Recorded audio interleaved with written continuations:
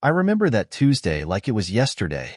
The autumn air was crisp, the leaves a burnt orange, and I was behind the wheel, waiting to drop Violet off at her usual yoga class. I glanced over at her as she sat beside me, casually scrolling through her phone, a serene smile on her face. "You're excited today," I said, half-jokingly. She turned to me with that dazzling smile, the one that could light up any room. "Yeah, just looking forward to a good stretch. You know how tight my shoulders get after a long week?" I nodded, focusing on the road ahead, oblivious to the real meaning behind her words. For the past 6 years, every Tuesday evening was the same. I would drop her off at the yoga studio, head back home, and then return an hour later to pick her up. It was routine, predictable, but sometimes the most dangerous things are hidden in plain sight, dressed up as routine. As we pulled up in front of the studio, she leaned over and kissed me on the cheek. "Thanks, honey. See you in an hour." "Take your time," I said, smiling at her as she grabbed her yoga mat and hopped out of the car. I watched her disappear through the studio doors before driving away, feeling nothing but contentment. If only I had known then what I know now, I would have felt a lot of things: rage, sorrow, betrayal, but not contentment. Not even close. That evening, I spent the hour at home, catching up on emails and flipping through the news. When it was time, I returned to pick her up. Everything was perfectly normal. She looked refreshed, glowing even, and we drove back home together, chatting about dinner plans. That night, like so many others, ended without a hint of what was coming. But life has a funny way of slapping you in the face when you least expect it. The first crack in the facade came on a random Thursday. I had taken a half day from work, hoping to surprise Violet with dinner reservations at her favorite French restaurant for our upcoming 10th anniversary. She always talked about how much she loved the place, and I thought it would be a nice gesture, a way to reconnect. When I got home, the house was quiet. I called out to her, but there was no response. The usual sounds of her pottering around were absent. I figured she must have gone out for a quick errand, so I decided to wait. It wasn't until I went upstairs to our bedroom that I noticed something strange. Her phone, usually glued to her hand, was lying on the dresser. The screen lit up with a notification, buzzing softly. My first instinct was to ignore it. After all, I trusted her. But something stopped me, a feeling I couldn't quite place. It was a small, nagging thought in the back of my mind, like the faintest whisper telling me to check. Hesitantly, I picked up her phone and swiped the screen. It was unlocked, which wasn't unusual for us. We never had anything to hide, or at least, that's what I believed. But as I looked at the notification, my heart skipped a beat. It was a message from someone named Luca. "Can't wait to see you again next week. Same time? I miss you already." Miss you? Next week? My mind scrambled to make sense of it. Luca? Who the hell was Luca? It wasn't a name I recognized. I opened the thread of messages, scrolling through their recent exchanges, my stomach sinking further with each line. "Last night was amazing, as always. I can't stop thinking about you. You're incredible, V. I've never felt like this with anyone." I couldn't breathe. My hands were shaking. Was this real? Was I imagining it? The words blurred together as I continued scrolling, each message a dagger to the heart. She was cheating on me. She had been lying to me for how long? Months? Years?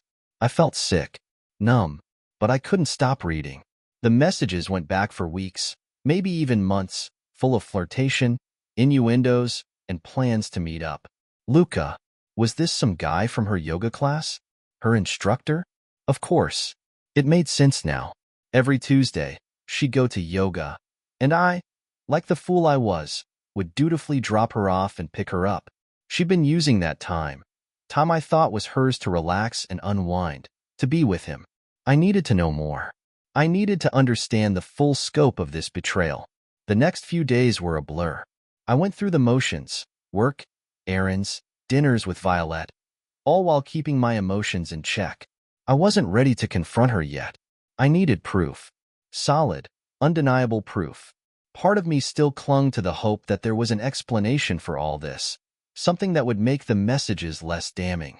But that hope quickly faded. I installed a tracking app on her phone. I hated myself for it, but I had to know the truth. The app would give me access to her location, messages, and calls.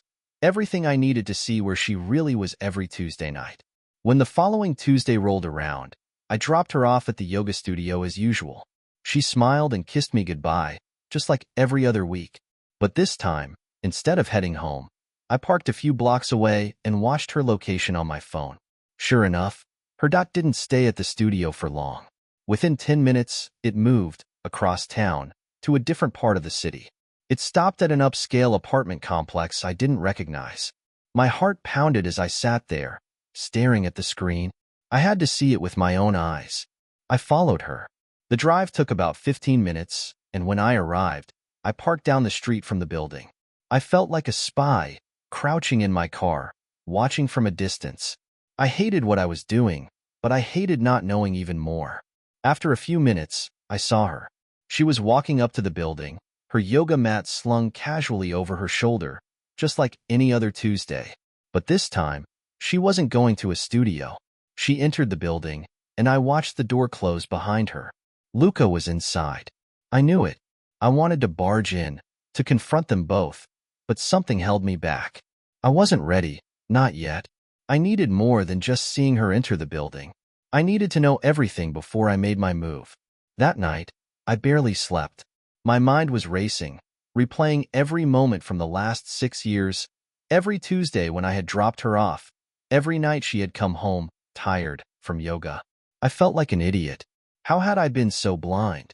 I couldn't confront her until I had all the facts, so I decided to dig deeper. Over the next few weeks, I tracked her movements obsessively, piecing together her secret life with Luca. It wasn't just Tuesday nights. There were occasional weekends, too, yoga retreats she had attended without me, claiming they were for self-care. She had crafted this elaborate web of lies, and I had believed every word. But the more I uncovered, the more my anger grew. It wasn't just that she was cheating. It was that she had been doing it for years. 6 years, to be exact. I found out from her messages with Luca that their affair had started shortly after we'd moved to this town, right when she had started attending his yoga classes. 6 years. She had been living a double life for that long, and I had been none the wiser. The day I decided to confront her came suddenly, triggered by something small, a pair of earrings. I had found them in the car, wedged between the seats. They weren't hers. They were cheap, gaudy, not at all Violet style. I had never seen her wear them. I knew then that she had been meeting Luca in more than just his apartment. She had been seeing him in our car, the same car I drove her in every day. That night, I waited for her to come home from yoga. I didn't greet her with a kiss. I didn't ask her about her day. Instead, I handed her the earrings. "These yours?" I asked, my voice cold. She looked at them, confused at first, then recognition flickered in her eyes. Her face paled. Where did you find these?" she stammered. "In the car," I said, watching her closely. "So, who do they belong to, Violet?" She was a terrible liar. I could see her mind scrambling for an explanation, but there was no way out of this. Not now. Not after everything I knew. "It's not what you think," she began, but I cut her off. "Really? Because I think it's exactly what I think. I know about Luca. I know about the apartment. I know about everything." Her face drained of all color, and she opened her mouth, but no words came out. "How long, Violet? How long have you been screwing your yoga instructor behind my back?" She flinched at my words, but I didn't care. I was done playing the part of the clueless husband. I wanted answers, and I wasn't going to stop until I got them. To my surprise, she didn't try to deny it. She didn't beg or cry. She just stood there, her arms hanging limply by her sides, looking defeated. 6 years, she whispered. I felt like I'd been punched in the gut. 6 years. It was one thing to suspect it, to know it deep down, but hearing her say it out loud, it broke something inside me. "Why?" I asked, my voice cracking despite my best efforts to remain calm. "Why would you do this to me? To us?" She looked at me then, her eyes full of regret, or maybe guilt. I couldn't tell. Violet sat down at the edge of our bed, staring at the floor. For a moment, she didn't say anything. The silence between us stretched so long I thought she might not answer at all. Finally, she spoke. her voice barely above a whisper. I don't know, Jack. I really don't know. I felt a surge of anger rise up inside me. You don't know? I repeated, incredulous.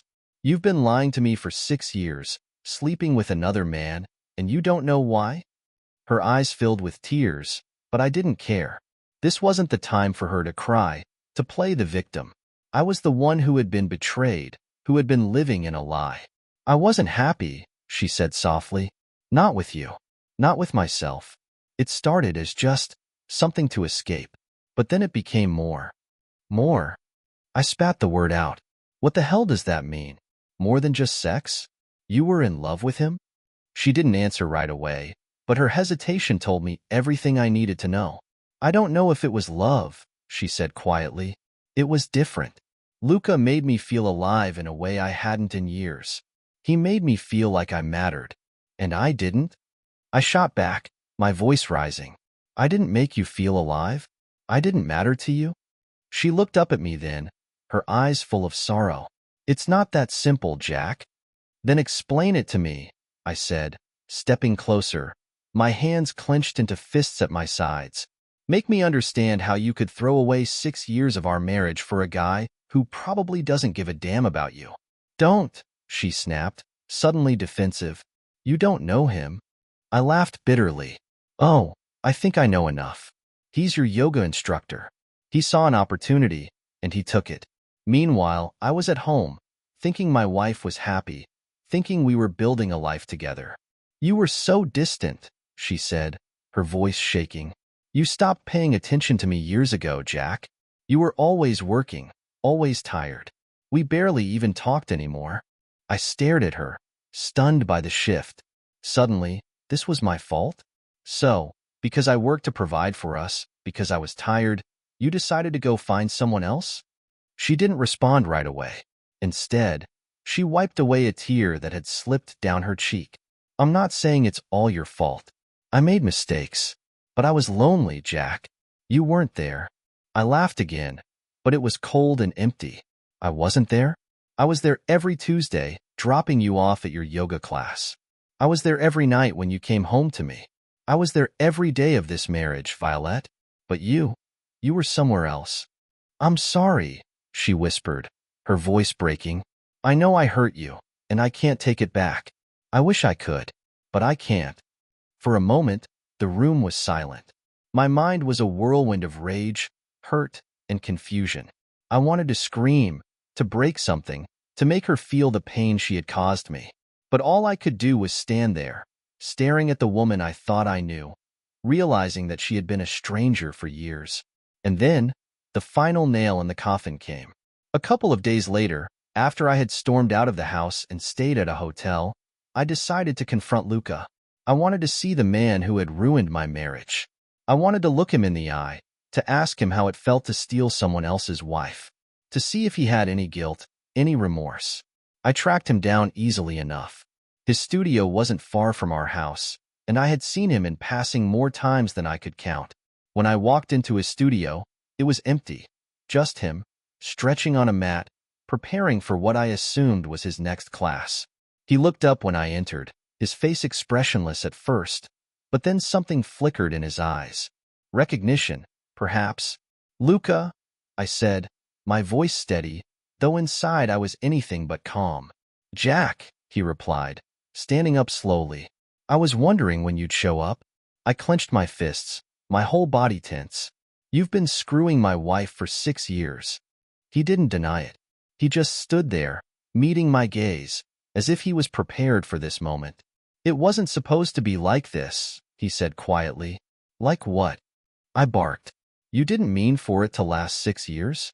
What the hell were you expecting? Luca sighed, running a hand through his hair.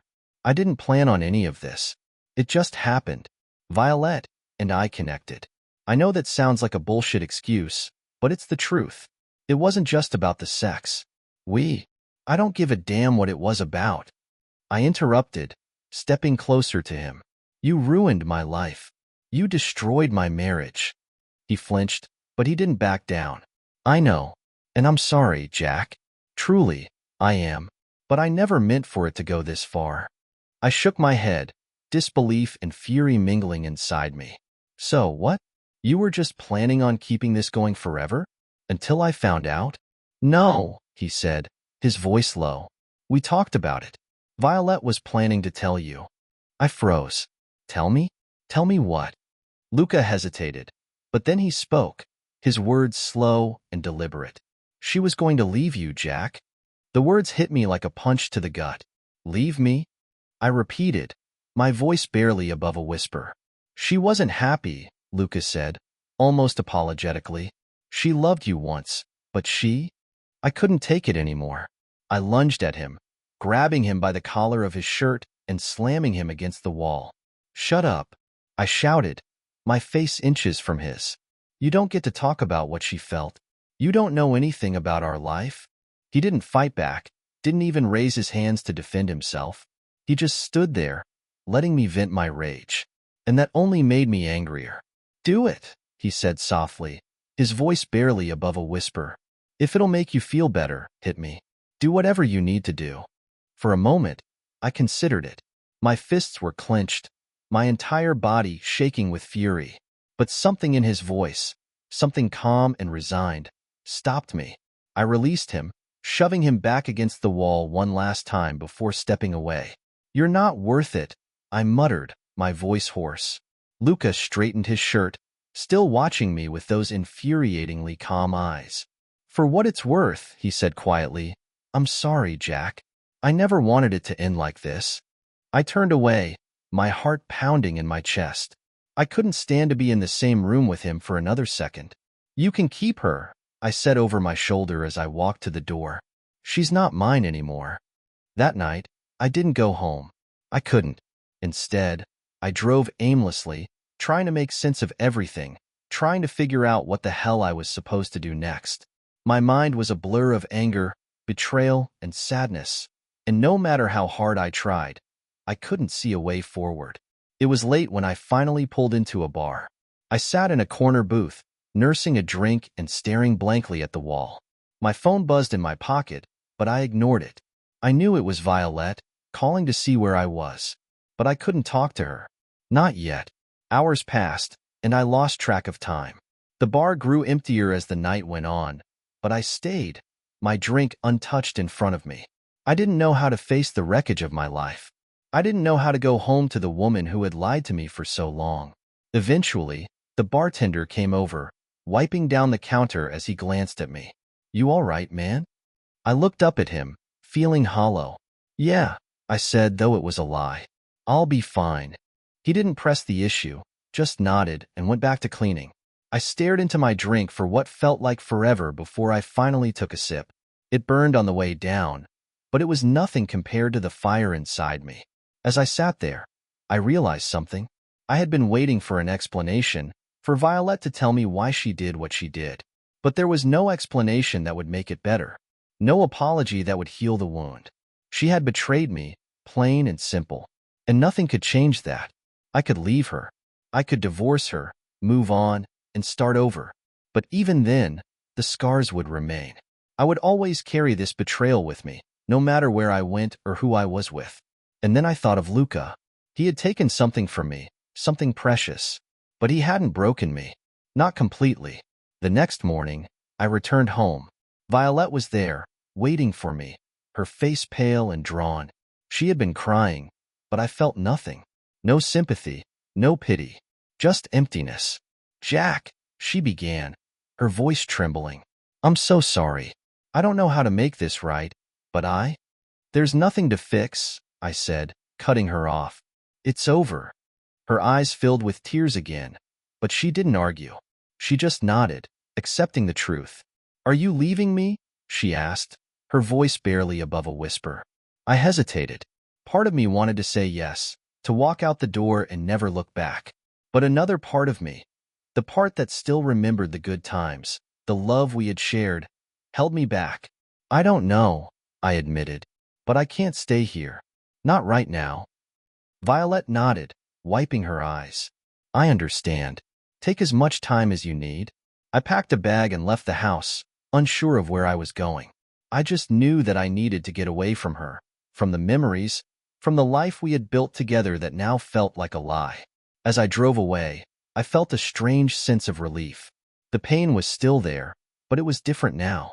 It wasn't as sharp, as suffocating. It was something I could live with. Over the next few weeks, I stayed with a friend, trying to figure out my next steps. Violet called a few times, but I didn't answer.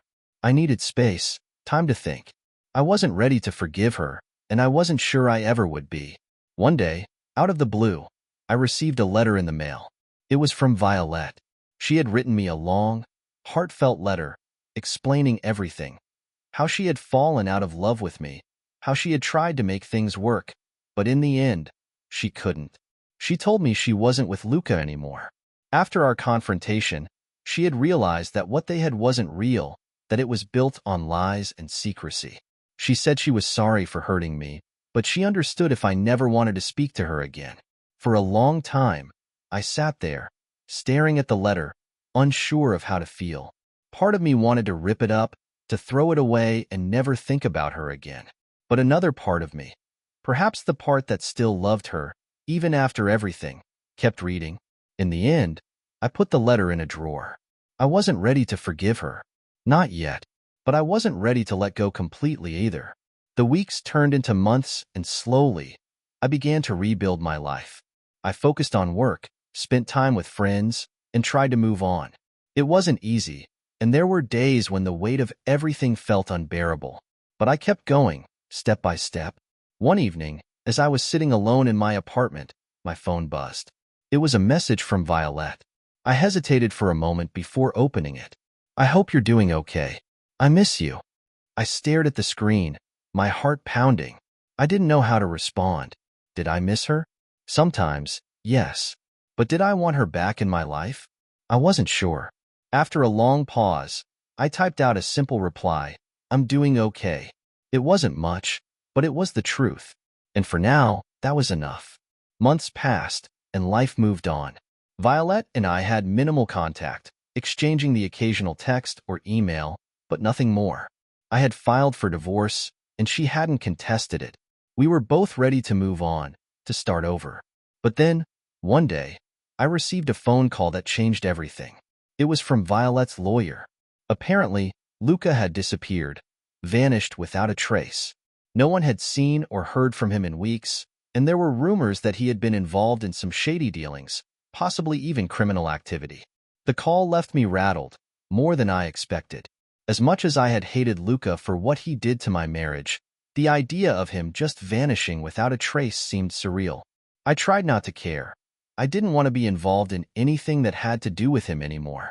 But the reality was, his disappearance meant that there were still parts of Violet's life entangled with mine. I found myself thinking about it constantly. Why had he disappeared? Was it because of the affair? Was there something else going on beneath the surface that I hadn't seen? Luca had always seemed calm, collected, too calm for someone who had carried on an affair for 6 years. He never flinched, even when I confronted him. After a week of sleepless nights, I finally broke my rule and called Violet. I didn't even know what I wanted to say, but the moment I heard her voice, I felt an odd sense of relief. "Jack," she said quietly, surprise evident in her tone.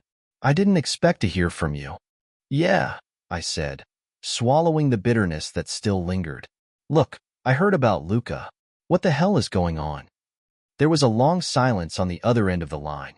I could hear her breathing, slow and measured. "I don't know," she finally said. "It's been weeks. I haven't heard from him either." Something in her voice didn't sit right with me. I had learned over the years to detect when Violet was holding something back, and this was one of those moments. "You're lying," I said bluntly. "You know something." Her breath hitched, and for a second, I thought she might hang up. But then she sighed deeply, as if she had been carrying a weight that she couldn't bear alone any longer.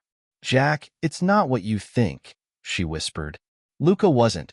He wasn't just a yoga instructor. He was into some things, dark things. I didn't know at first, but then I found out." "What kind of things?" I asked, my pulse quickening. "Drugs? Gambling? Money laundering," she said, her voice barely audible. "He had this whole operation. He was moving money for people, shady people. I didn't know about it until a year ago, and by then, I was already in too deep. My stomach churned. Violet had always seemed so normal. The idea of her being involved in something as serious as this felt like stepping into a nightmare. And you didn't think to tell me? Not once? You just let this go on for a year? I was scared, she admitted. Luca told me that if I ever said anything, things would get dangerous. I didn't want to drag you into it. I felt a surge of anger rise up inside me again. Dangerous? I snapped. You've already dragged me into it, Violet. You've dragged me into everything. I know, she whispered, her voice cracking. I'm so sorry, Jack. I didn't know how to get out. And now, with him gone, I don't know what to do.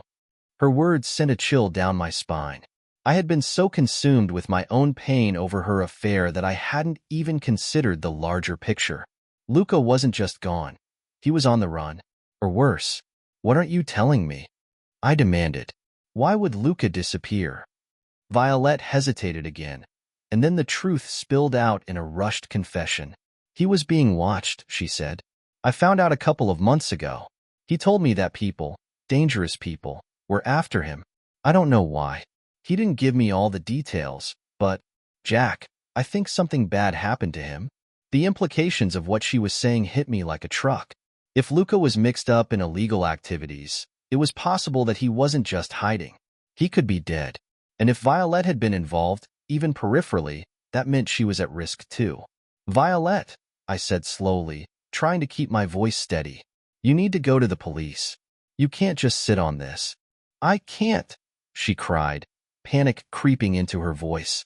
You don't understand, Jack. If I go to the police, they'll think I was involved.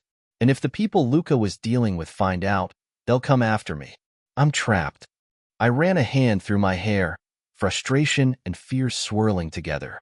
This was spiraling out of control, faster than I could comprehend. You need help, Violet. If you keep this to yourself, it's only going to get worse. She sniffled on the other end of the line, and for the first time in months, I felt something resembling sympathy for her. As much as I hated what she had done, I didn't want to see her get hurt. She was still the woman I had loved, even if that love had been shattered. I'll figure something out, I said, though I didn't know what. The next few days were a blur. I found myself obsessively reading up on Luca's money laundering schemes, trying to understand just how deep he had been involved. Every article, every online post about similar operations sent shivers down my spine. The more I read, the clearer it became. Luca had been dealing with dangerous people, the kind of people who didn't take kindly to loose ends. I hadn't heard from Violet since our conversation, but I kept my phone close, half expecting her to call with more bad news. I wanted to help her, but what could I do? She was tangled up in something far beyond my control. It wasn't until a week later, when I was sitting in my apartment late at night, that the knock came. 3 hard raps on the door, loud enough to make my heart skip a beat.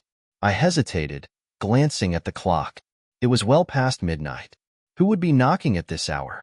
My mind raced, jumping to the worst conclusions.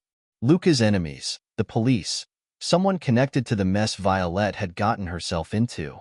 Slowly, I walked to the door, my heart pounding in my chest. I peered through the peephole and saw a man standing there, his face partially obscured by the dim light in the hallway.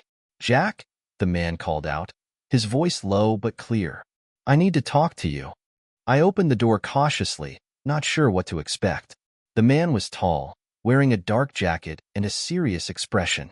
His eyes locked onto mine, and there was a tension in his posture that put me on edge. Who are you? I asked, my voice wary. My name's Darren, he said, stepping inside without waiting for an invitation. I was a friend of Luca's. The pit in my stomach deepened. A friend of Luca's? What did that mean? Was this man part of his criminal circle? Had he come to threaten me? I don't know anything, I said quickly, backing away from him. I'm not involved in whatever Luca was doing. Darren held up his hands, as if to calm me. I'm not here to cause trouble, Jack, but we need to talk. Luca was in deep with some bad people, and now that he's gone, they're looking for answers. I swallowed hard. What does this have to do with me? Darren's gaze softened slightly, but his voice remained firm. You're connected to Violet, and she was involved with Luca. Whether you like it or not, you're part of this now. I felt my legs weaken beneath me. This was exactly what I had feared. Luca's disappearance had put Violet, and by extension, me, squarely in the crosshairs of something dangerous. You need to tell me everything, Darren continued, his tone urgent. If you know anything about what happened to Luca, you need to come clean. These people, they don't play games. I don't know anything. I blurted out, panic rising in my chest. Violet barely told me anything. I don't know where Luca is. I don't know what he was into. Nothing. Darren studied me for a long moment, then nodded, seeming to accept my words. All right, he said. But you need to understand something, Jack. These people aren't going to stop until they find what they're looking for. Luca may be gone, but the debt he left behind is still very real. And if they think Violet has the answers, or you're both in danger. I stared at him, my mind racing. This was worse than I had imagined. Luca's disappearance wasn't just a mystery. It was a ticking time bomb. What do they want? I asked, my voice barely steady. Darren's expression darkened. They want their money.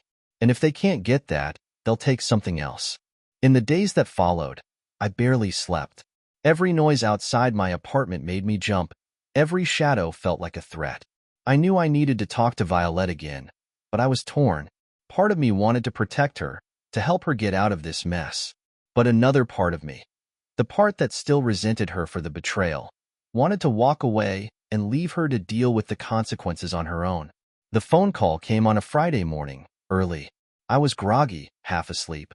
When I picked up the phone and heard Violet's voice on the other end, trembling with fear. Jack, they're following me, she whispered. I shot up in bed, suddenly wide awake. What? Who's following you? The people Luca was involved with, she said, her voice shaking. I don't know what to do. I've been driving around for hours, but they keep showing up. They know where I am. My heart pounded in my chest. This was it, the moment I had been dreading. Luca's enemies were closing in, and Violet was right in the middle of it. And now, she was turning to me for help. Where are you? I asked, grabbing my keys and heading for the door. I'm at the gas station on 5th and Maple, she said. But I don't think I can stay here for long. Stay there, I told her. I'm coming to get you. When I pulled into the gas station, I saw her immediately. Violet was sitting in her car, her eyes wide with fear. I parked next to her and rushed over, opening the passenger door and sliding in. They're not here right now, she said, her voice shaky. But they were. They keep finding me, Jack. I don't know how. I looked around, scanning the area for any sign of a threat. It seemed quiet, too quiet. We can't stay here, I said, trying to keep my voice calm. We need to get somewhere safe. She nodded, her hands trembling as she gripped the steering wheel. Where do we go? I hesitated. I didn't have a plan. I wasn't a hero. I was just a guy whose life had been turned upside down by a cheating wife and a criminal lover. But I knew one thing. We couldn't run forever. Do you have anything of Luca's? I asked suddenly. Something they might want? Money, documents, anything? Violet looked at me, her eyes wide. I don't know. I don't think so. But something about the way she said it made me pause. Think, I urged. If there's anything at all, that might help us get out of this, we need to find it. She looked down at her hands, fidgeting nervously. There was a box, she whispered after a moment. Luca kept it in his apartment. I never asked what was in it, but he told me once that if anything ever happened to him, I should destroy it. A chill ran down my spine. This was it. Whatever was in that box was the key to all of this. Where's the box now? I asked. It's still in his apartment, she said quietly. I stared at her, my mind racing. We needed to get that box. But going to Luca's apartment was a risk. If his enemies were watching, we could be walking right into a trap. Still, we didn't have much choice. That night, under the cover of darkness, we made our way to Luca's apartment. The building was eerily quiet, and every step we took felt like a risk. Violet led the way, her hands trembling as she unlocked the door to Luca's place. Inside, the apartment was just as I had imagined. Neat, minimalistic, with no sign of the double life Luca had been living. It looked like a perfectly normal space, the kind of place where you'd expect to find a yoga instructor, not a criminal. Violet led me to the bedroom, where she knelt down and pulled a small metal box from under the bed. It was heavy, locked with a padlock. "This is it," she said, her voice barely above a whisper. I nodded, my heart racing. We didn't have much time. I grabbed the box and carried it out of the apartment, my eyes scanning the shadows for any sign that we had been followed.